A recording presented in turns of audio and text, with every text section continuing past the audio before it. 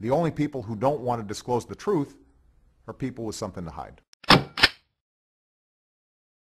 a big fan of this guy. Please say good morning. Welcome back to 710 KNUS. Dr. Lawrence Sellin is our guest.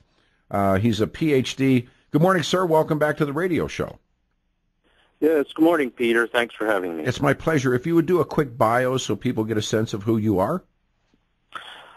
Yes, I had a dual career. I spent 29 years in the Army Reserve, mainly as in Special Forces. I served twice in Afghanistan and once in Iraq. On the civilian side, I worked in international business, mainly with IBM in Europe. Now, before we begin with your new piece entitled "Dare One Call It Treason," I got a phone call from a friend last night, and I have sort of this, I don't know, this club, if you would, of this inner circle of Barack Obama life investigators, and it's every month we seem to add a new member, and I think you have just joined the club. But I don't know if you saw this Rasmussen poll. Have you seen this one yet this morning, Doc?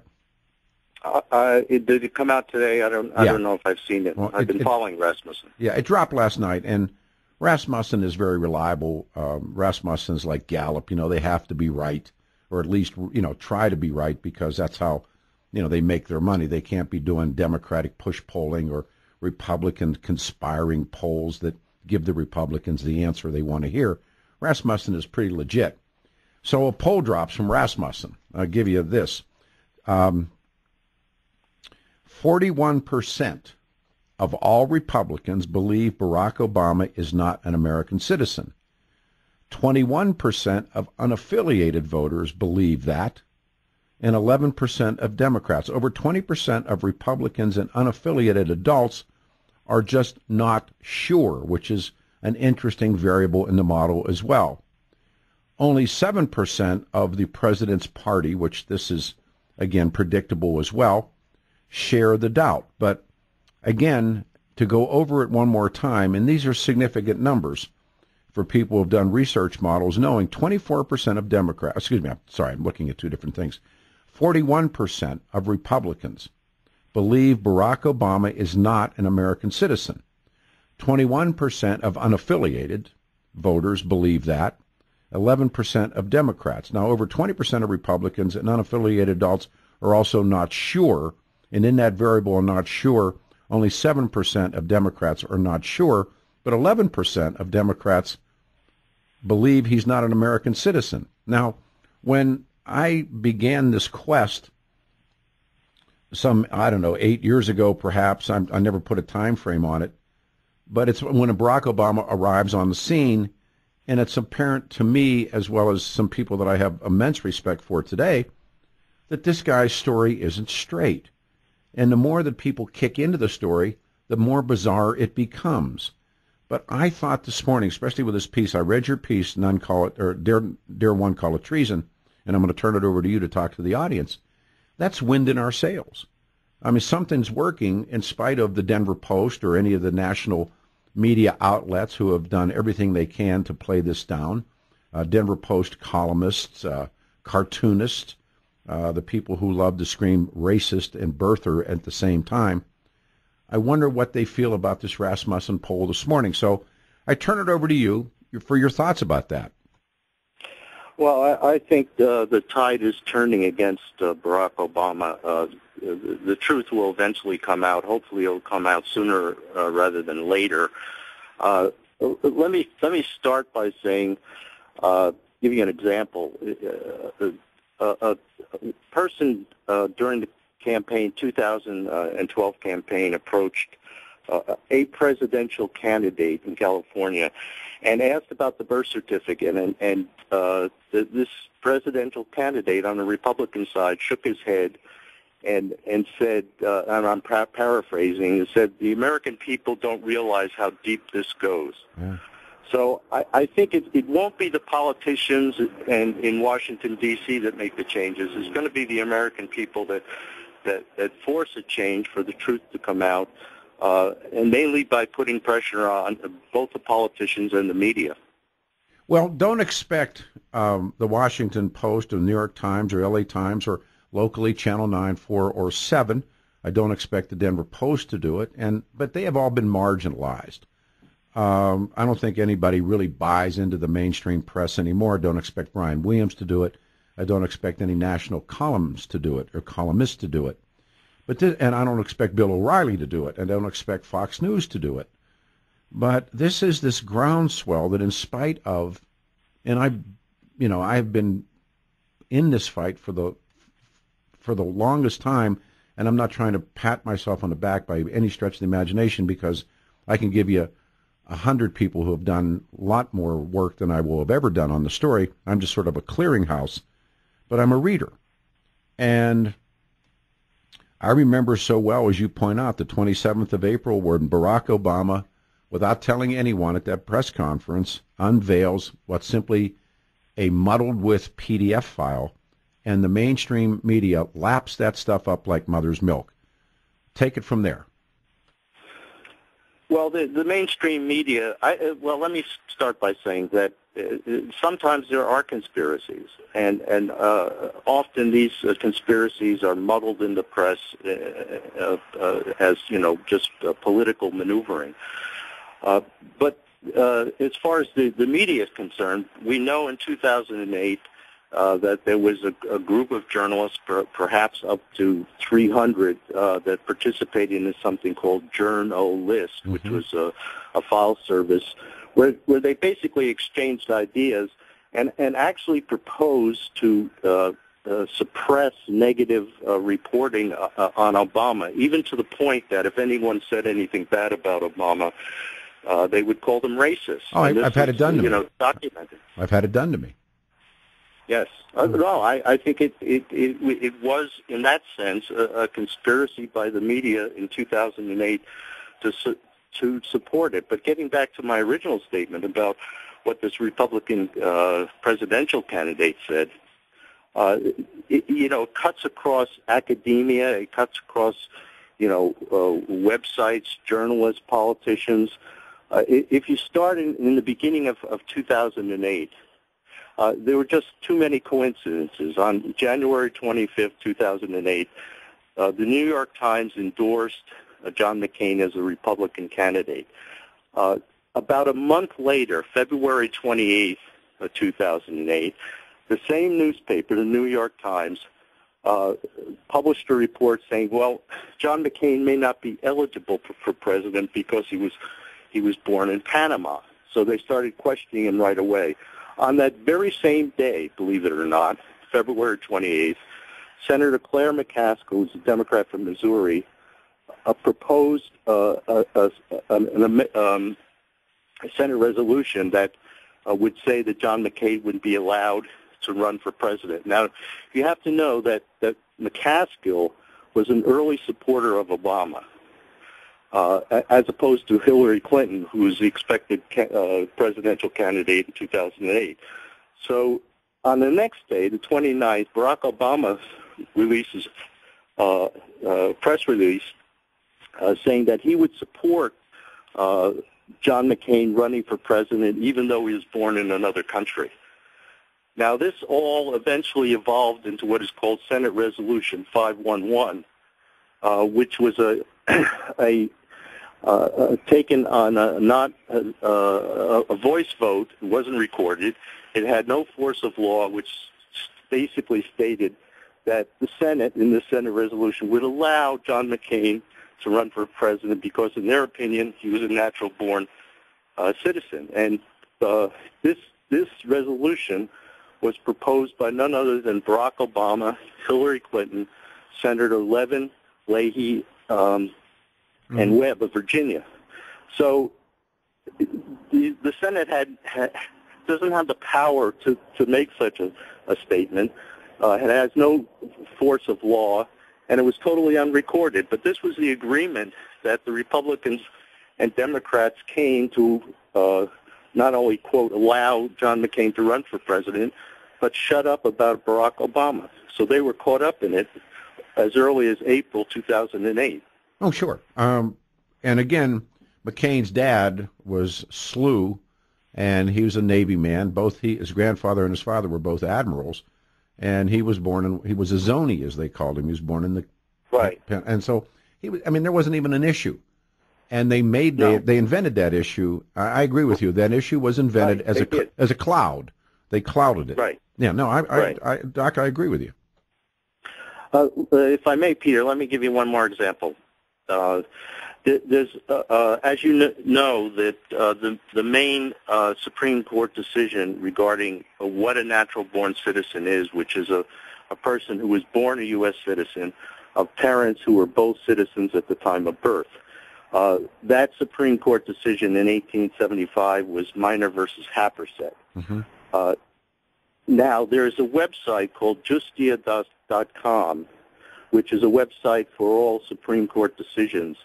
And it's a reference, it's a source for people to investigate, what the Supreme Court has decided. Well, the CEO of justia.com was an Obama supporter. And in 2008, suddenly, many references to Minor versus Happersett within justia.com started disappearing. So what you're seeing, people would want to come onto this website, investigate Minor versus Happersett, and it wouldn't be there. So it appears that an Obama supporter who is running this very important website might have been scrubbing these references so people would be confused about whether Barack Obama was eligible to be president or not. What do you think? And by the way, I'm one of the adherents to the theory that his biological father is Frank Marshall Davis, and Frank Marshall Davis was an American citizen. And I believe that he was, this is my beliefs, no one knows. Knowledge is one thing, belief is another thing. But I do not believe the Kenyan Barack Obama was his biological father. But that's an aside. I believe that, that he is an American citizen.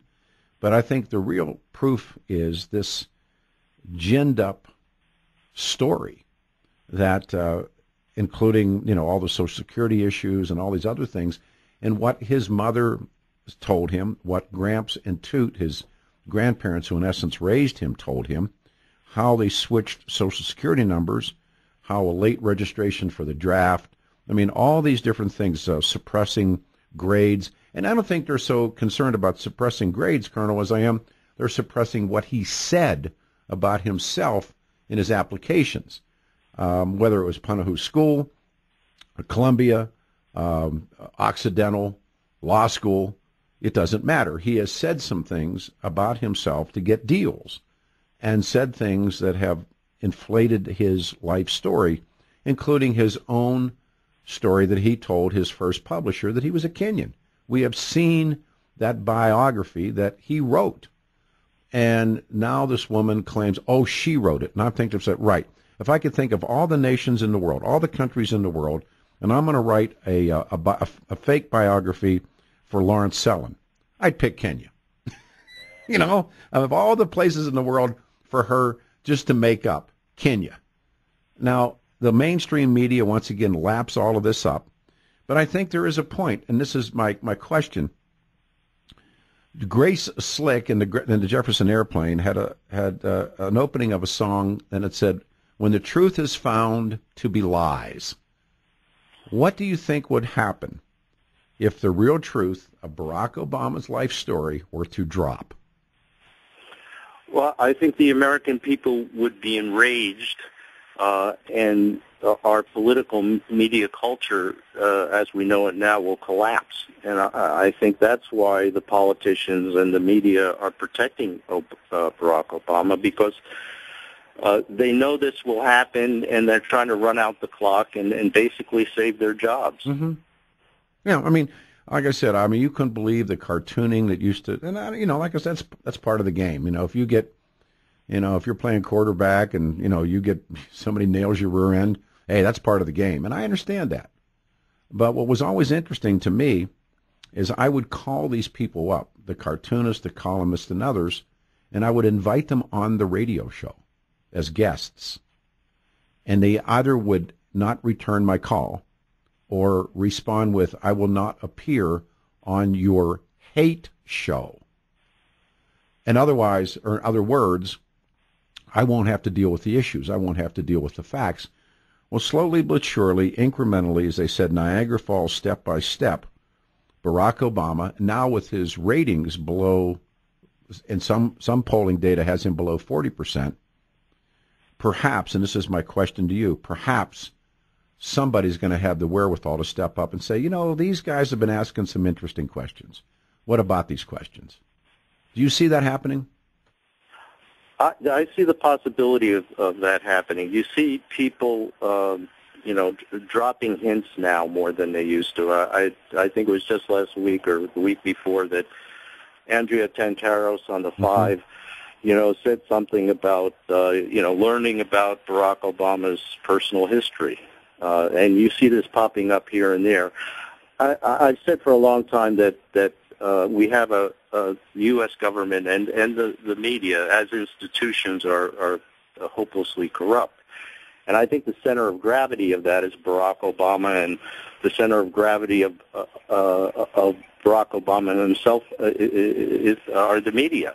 And if his support in the media starts to erode, and maybe it's starting, as a result of the polls that you mentioned in the beginning of the piece of the segment, if the media support starts to erode, it could collapse very quickly. I've actually played this scenario out with people that I have immense respect for, who have really dug in and said, what would happen? Like you watch some of the different sci-fi channels, or they even in History Channel, or they'll do a piece every once in a while on National Geographic. What would happen if, kind of a thing, where sometimes it's the space aliens come, sometimes it's giant quake, sometimes it's a volcano. But they do great scenarios, and they play them out really well. And I've tried to play it out in my mind. Well, what happens if the truth of Barack Obama is found? And nothing is hidden anymore, especially when, as they say about piranhas, when the blood's in the water, the piranhas gather. And this guy's ratings have now gone below, as I mentioned, several pollings that I've seen, and they're fluid, but he's dropped below 40%. That's Nixon territory. Mm. Now, the difference is the mainstream press had the bit in its mouth when it came to Nixon. These guys at the Denver Post, or these guys with Brian Williams in the Evening News, they couldn't find the Barack Obama life story hitting themselves in the ass with both hands. I don't know if you agree or disagree. Well, I think if the truth comes out, you're going to see the greatest cover your butt exercise ever in the history of the United States.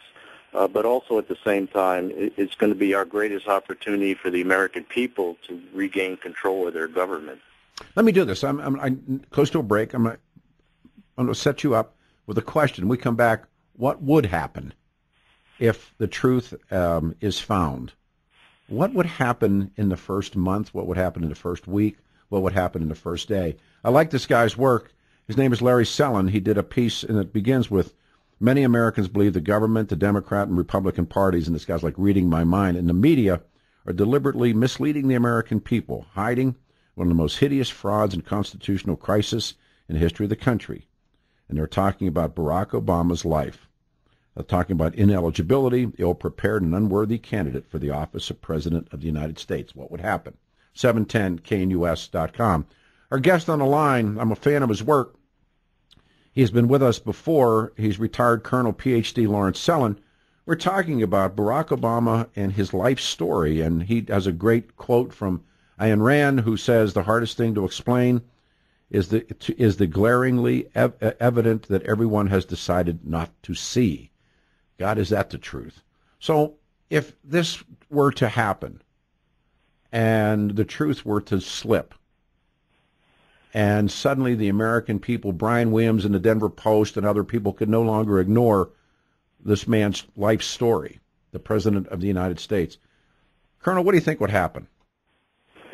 Well, I can say what I would like to happen. As you know, Barack Obama and his people have been shredding the Constitution and flouting the rule of law. What the American people need to do is restore the Constitution and the rule of law. I would like to see an unconditional resignation by Barack Obama, that is, no pardon. At the same time, we need to follow the Constitution and allow Vice President Joe Biden to assume office. However, there should be a mass resignation of all the cabinet and many of the Barack Obama's appointees, such that we could create a government of national unity, or in our case, perhaps national survival, which would include, like Winston Churchill did during the war in England, bring in people from the other parties. So the new cabinet and a lot of the high officials would include Republicans and conservatives as well as Democrats. We don't want just a continuation of the status quo. In parallel with that, I would say there would have to be special prosecutors looking at every aspect of violations of law by this administration and the people supporting this administration. How about social unrest if Barack Obama has to resign? I'm not that concerned about social unrest. I have much greater trust in the American people than a lot of the people in the media, and I think often the media uses that, as a threat. Don't do this or don't do that. No, I understand. They'll be on. So I want you to know there are people who have written, what would you call them, futurists or projectionists or something, who say that. They go, just watch.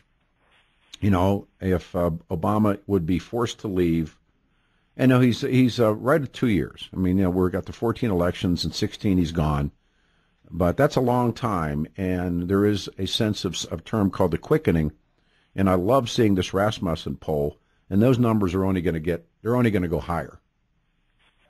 And as those poll numbers of disbelief in Barack Obama's life story begin to skyrocket, somebody, someplace, somewhere is going to step up and take as Joel Gilbert has said, there's a Pulitzer Prize laying on the ground for somebody. Yes. Well, I would rather risk the unknown in this case than allow Barack Obama to complete his term of office, because in my mind, that would be endorsing permanent political corruption in the United States, and that includes both the Democrat and the Republican parties. Yeah, I don't see, I like what you say, that many Americans, and I include myself, believe the U.S. government, the Democrat and Republican parties, and the media really are in and of themselves one and the same. And that's tragic, but that is my belief as well. Yeah, well, I think the American people can endure a lot. We're very patient and forgiving people, but so the United States can survive even something as terrible as this, but it cannot survive without the truth. I really appreciate your work. Colonel, we'll talk to you soon. The piece is out, and I love the title, Dare One Call It Treason, which in fact. Thanks for coming on the show, sir. Be safe. Thank you, Peter. My pleasure. Thank you. All right, 303-696-1971. We go to open lines. Again, finding people that we like, we have them back. John Whitehead. And Whitehead's great. And Whitehead, The Emperor's New Clothes, A Naked Truth About America's Police State. Also, Bob Beaupre is scheduled for the show this morning. And I met a fellow the other day who was from Sweden. And if you want to see what has happened under political correctness in Islam, that's the place you look, watching that happen. 303-696-1971 is our phone number. Lines are wide open. Governor Rick Perry has said he is deploying up to 1,000 NGs, National Guard, to the border. And I don't know if you've seen what he said, but he said America, is under siege. Let me ask you a couple of questions. We'll get this thing rolling. 303-696-1971. Given what we're watching on the border, do you think this country's under siege? Rick Perry made that statement. Our citizens are under siege.